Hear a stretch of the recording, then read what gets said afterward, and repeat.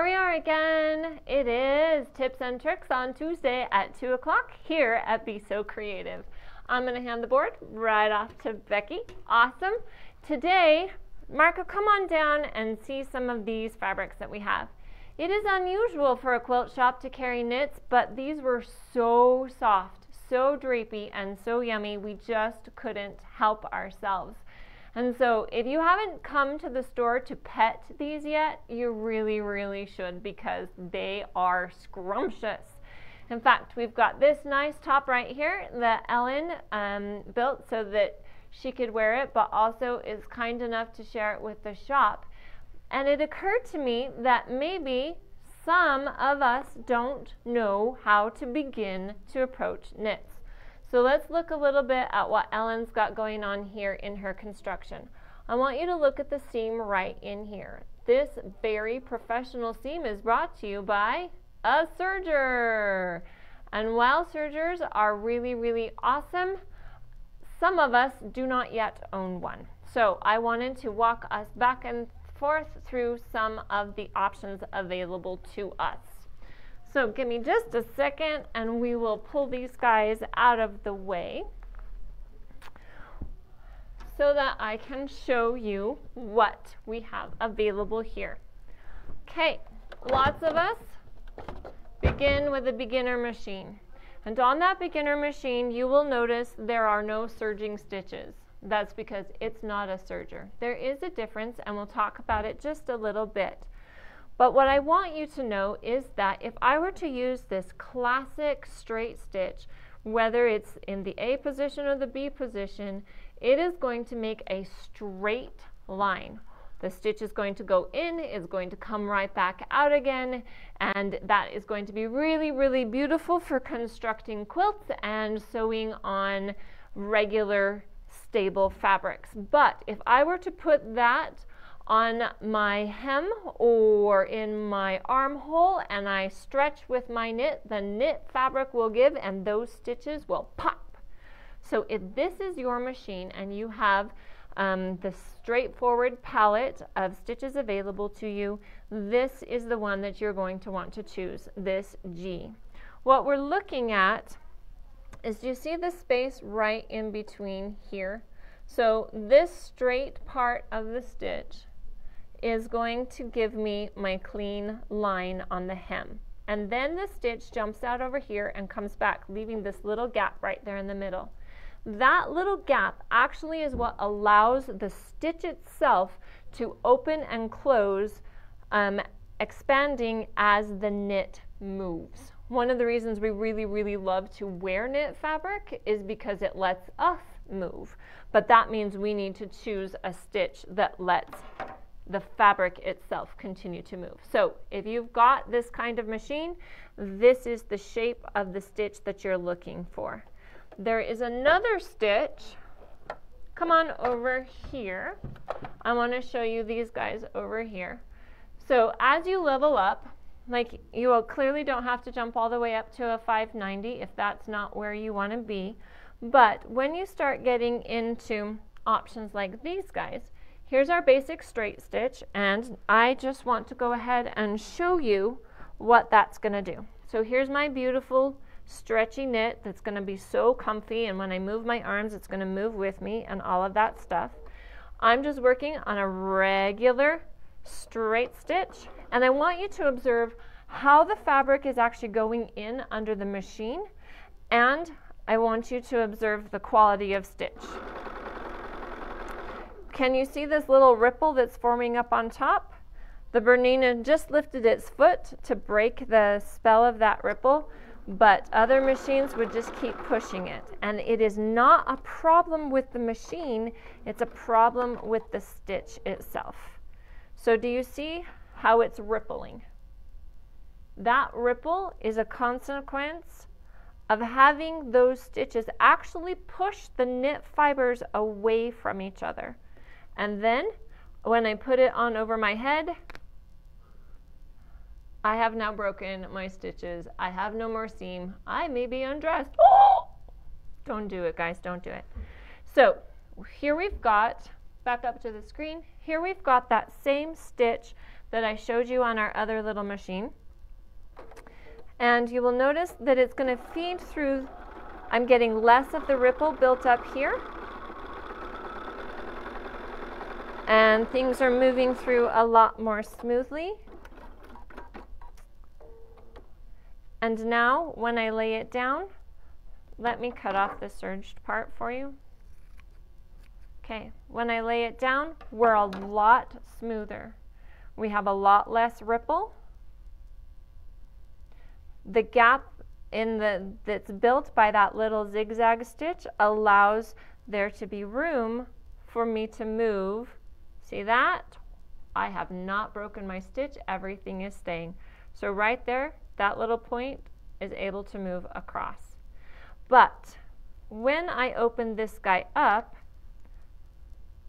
and I see the seam, do you see those little gappy spots in between? This one is pretty close. It doesn't bug me too much, but other places I have tried to stitch and I don't like that little pocket that it gives me. So this next stitch, sorry Marco, we're kind of all over the place. This next stitch is actually one that's going to read very much like a straight stitch in how it's sewn, but it's actually got a little zigzag built into it. And I'm thinking I've picked the wrong, this is the one I really meant. Ha! Told you! Come with me, this is the one I really want. Do you see how it's the micro tiniest little zigzag in the world? This is what we really want. This is the fun part of demonstrating on machines that I don't live with. See how we've got just a little bit of back and forth in the needle position? Do you see how we're feeding fine through the fabric?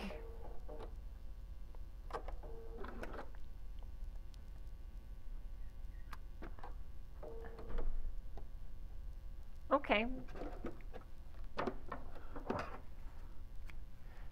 So we've got more ripple in this one, and that's because we're still doing a straight stitch sort of situation, but it's also going to let me move a crazy ton. So this stitch that I showed you is going to be a lot more effective when I'm working on a slightly more stable knit, and I really should have lengthened the stitch on it. So I want to give you some finished product examples. Once upon a time, my favorite thing was to take an old shirt and turn it into a new shirt. It was so much fun. I did it again and again and again. I didn't have my serger yet. So what I want to show you about what's going on here is this is an applique piece on top. Do you see this curl? This curl is pretty much an indicator that what you're working with is a jersey knit. Jersey knit will do that always and forever. Amen. Amen. Okay, I have stitched it down with a straight stitch on top, but because I'm working in a place on my sleeve where there's not much tension, I haven't broken any stitches. And you'll notice that it's doing this little bubble thing. That's happening because I've actually used a double needle and I didn't yet know how to do my tension correctly. So do you see how it's collapsing in on itself on that double needle? That is part of what's happening there.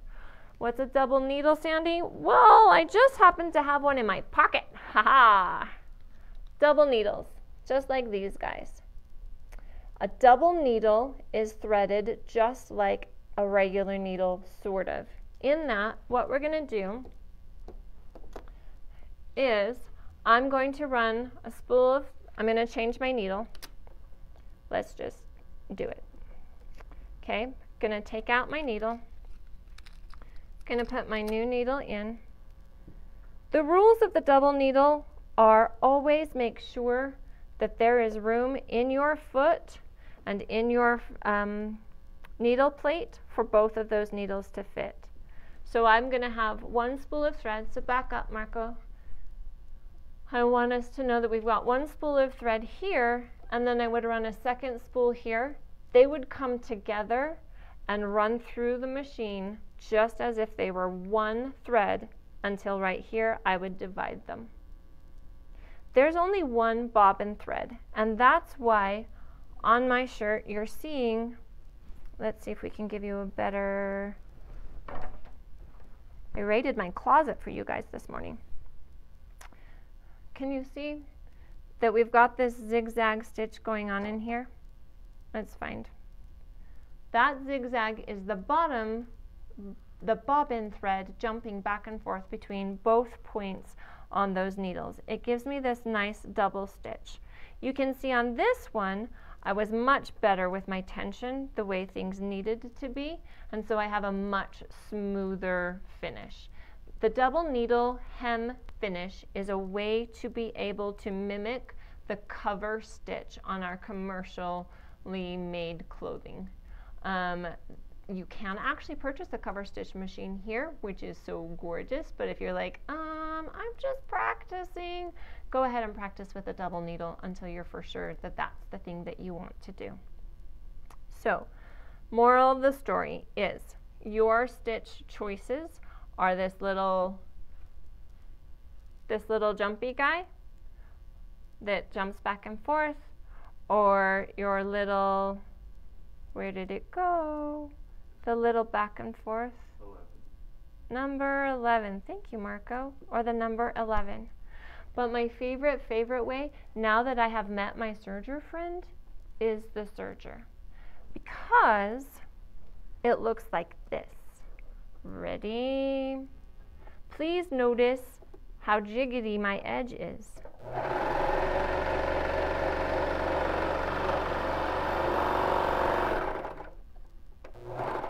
Please notice how jiggity my edge is not. Please notice how smooth my edge is. Please notice how it goes places. Boing, boing. This is why one chooses to buy a serger, because this is so cool. So, back to Ellen's piece. We're going to look at the fact that she chose to serge her edge, which gave her a beautiful clean finish. And she's serged the inside edges of all of the construction piece. So, can you sew knits on a regular sewing machine? Absolutely do it. Have a lot of fun. If you're loving knits, do you want to move on into a serger? Yeah, probably, because they are very cool. If you do not have a cover stitch machine and you want to have the really fun finished edge of a cover stitch hem fake out, then use your double needle. Here is an example of my little back and forth stitch. And then you see this little zigzag. That's where I use my double needle to lay down my top. Okay? So, super cursory overview of that. P.S. If you're ever going to do the alcohol ink, okay, once upon a time my kid made me this shirt. Isn't it a fun shirt? I'll let you guys argue about whether or not it says true things. But this was the alcohol ink sort of situation where you laid rubbing alcohol on, Dad's old t-shirt, and then you use Sharpies and it bled out. And turns out the color will stay quite some time. But handy tip for you, if you need to get Sharpie out of your clothes, add more alcohol and you'll help move it out. There was one other piece. Oh, the other piece that I wanted you to see is on my dress. My dress is also made out of t-shirts. You will notice that I have my serged edge. So when I set the machine to a really tight close stitch, and then I pull on the knit while it goes through the machine, it does that fun little ruffledy edge. So if you are interested in playing with some knits, come play with us, because we have some really gorgeous ones to touch. Thank you so much for joining us. See you next time.